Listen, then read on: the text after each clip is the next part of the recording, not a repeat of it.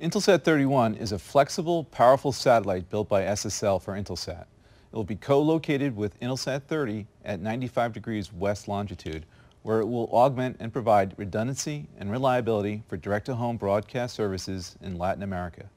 The 20-kilowatt satellite will be used by DirecTV Latin America for high-definition programming on the continent.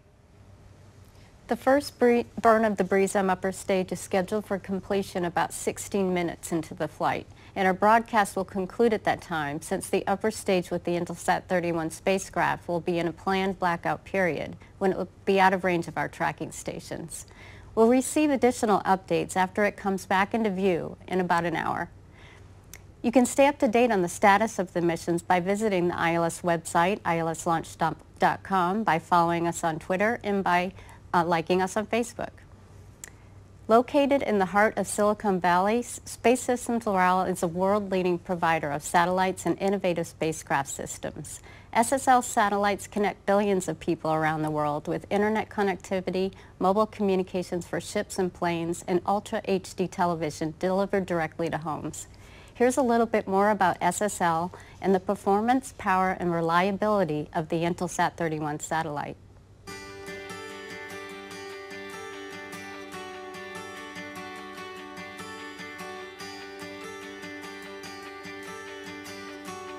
SSL, a world leader in commercial satellite manufacturing with roughly 80 geosynchronous satellites currently on orbit, built Intelsat 31, a powerful satellite providing redundancy and reliability for direct-to-home television services in Latin America. The satellite, with its DLA-2 payload designed for DirecTV Latin America, complements the Intelsat 30 spacecraft and its DLA-1 payload, which has operated flawlessly since its launch in late 2014. The 20-kilowatt Ku and C-band satellite is based on SSL's powerful and flexible 1300 platform and has a high-precision antenna, ensuring the spacecraft delivers exceptional quality and high reliability.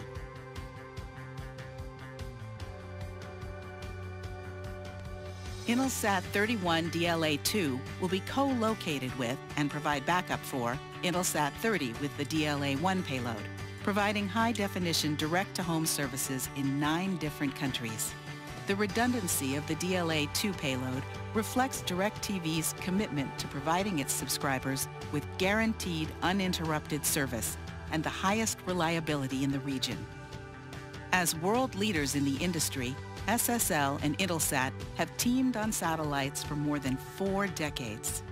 This long-term relationship and the trust established between the companies allows for a streamlined satellite development process and enabled efficient collaboration with the DirecTV customer.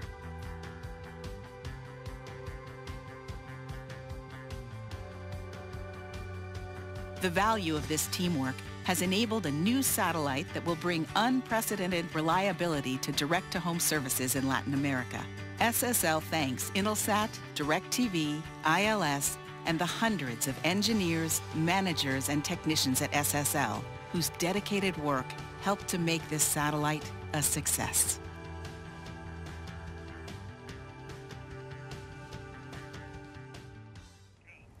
So before I turn things over to John for the launch, I wanted to mention a historic milestone for our parent company, Khrunichev. April 30th, 2016 marked 100 years since the inception of Khrunichev, one of the core enterprises of the Russian space industry and one of the world's leading developers and manufacturers of rocket and space technology. Khrunichev's technology is widely used to implement projects on Earth study exploration and many other innovations in space.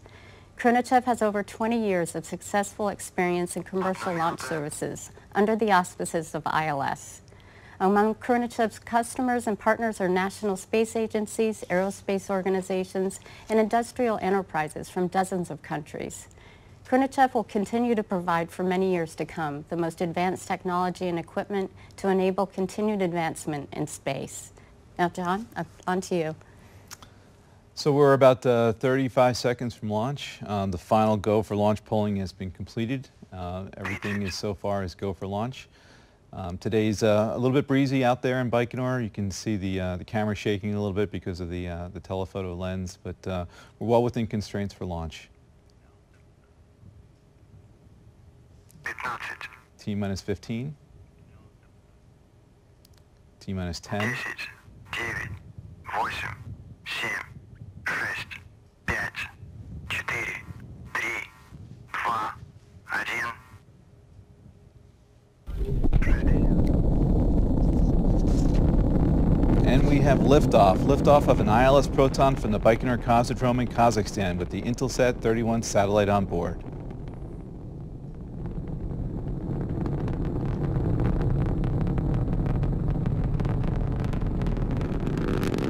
About 10 seconds after liftoff, the vehicle does a roll maneuver to align the launch vehicle pitch axis with the northwest easterly launch azimuth.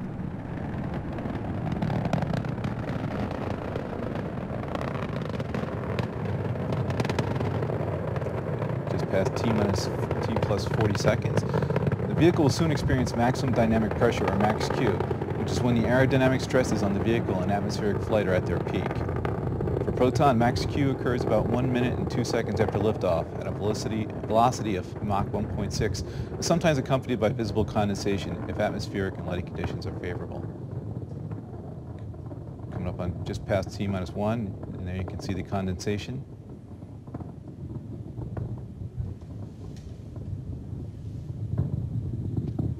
Everything seems to be proceeding nominally as the vehicle ascends over the Cosmodrome in a northeasterly direction with a flight launch azimuth of 61.3 degrees.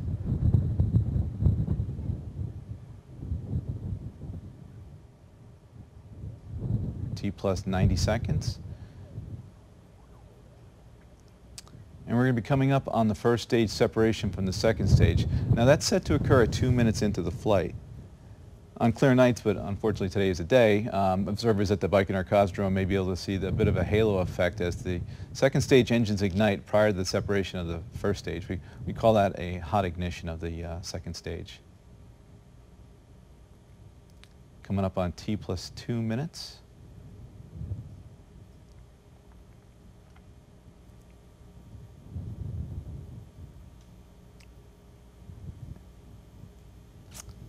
And waiting for confirmation that we have ignition of the second stage from Baikonur.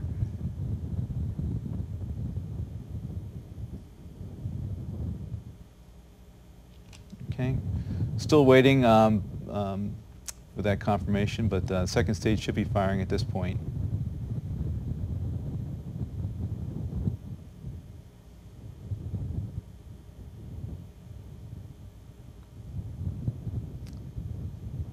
Vehicle should be continuing to burn its powerful second stage engines as it continues to travel northeasterly across Kazakhstan and toward Russian territory.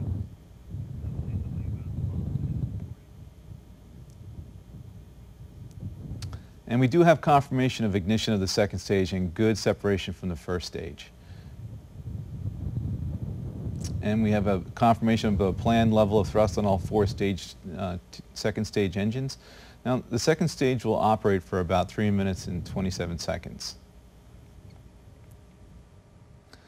The next key mission milestone will be the separation of third stage from the second stage at L plus 5 minutes and 27 seconds. 20 seconds after that event, the payload-fairing pyros will fire, and that will separate the two payload-fairing halves and jettison them from the vehicle. As Proton travels northeasterly from Kazakhstan into Russian territory, our viewers will notice some brief planned time lags in our reporting of key mission milestones, as the telemetry has to be relayed through multiple ground stations. The first burn of the BRISM upper stage is scheduled for completion about 16 minutes into the flight. Our live coverage will conclude shortly afterwards with mission updates posted on the ILS website, Facebook, and Twitter pages. The Proton rocket is a heritage launch vehicle with a robust heavy launch lift capability and is one of the most successful heavy lift launch vehicles in the history of spaceflight. All Proton rockets are expertly manufactured at Khrunichev in Moscow and then transported to Baikonur via rail. Here's a brief look at some of the engineering behind the Proton launch vehicle. The total height of an ILS Proton is between 184 and 191 feet, around the same height as a 19-story building. Its gross liftoff weight can be around 705,000 kilograms or 1,554,000 pounds, depending on payload and fuel weights. Proton's initial launch was on July 16, 1965, with the Proton 1 spacecraft. If we begin our in-depth look at the Proton in a manner chronologically consistent with the launch phases, we see that the first stage consists of a central tank containing the oxidizer tank, surrounded by 6 fuel tanks. Each fuel tank also carries one of 6 RD-276 engines that provide first-stage power. Total first-stage vacuum-rated level thrust is 11 meganewtons, or 2.5 million pounds of force. The second stage is a conventional cylindrical design, and it's powered by 3 RD-210 engines plus 1 RD-211 engine. It develops a vacuum thrust of 2.4 meganewtons, or 540,000 pounds of force. The third stage is powered by 1 RD-213 engine and develops thrust of 583 kilonewtons, or 131,000 pounds of force. It has a 4-nozzle vernier engine that produces thrust of 31 kilonewtons, or 7,000 pounds of force. Guidance, navigation, and control of the Proton M during operation of the first 3 stages is carried out by a triple redundant closed-loop digital avionics system mounted in the Proton's third stage. The Breeze M upper stage is powered by 1 pump-fed gimbaled main engine that develops thrust of 20 kilonewtons, or 4,500 pounds of force. It is composed of a central core and an auxiliary propellant tank, which is jettisoned in flight following depletion. The Breeze M control system includes an onboard computer, a 3-axis gyro-stabilized platform, and a navigation system. Finally, the payload fairing. It consists of 2 symmetrical payload fairing halves and a static envelope diameter of up to 3.87 meters. There are multiple payload fairing designs presently qualified for flight, including standard commercial payload fairings developed specifically to meet the needs of ILS customers. The payload fairing for commercial launches aboard an ILS Proton separates at the nose cone in a planned maneuver, leaving the Breeze M and the spacecraft together, known as the orbital unit, to continue the journey to its planned orbit. That's an at-a-glance look at the Proton and its stages. So since our last update, we've gotten a confirmation that the Stage 2 has completed its job, and we have Stage 2-3 separation, and payload fairing jettison has also been confirmed. Payload fairing jettison occurs at a velocity of about 4,600 meters per second, or 2.9 miles per second, at an altitude of 137 kilometers. And our next major milestone happens in a few minutes, and that's going to be the separation of the Proton's third stage from the Breeze M upper stage.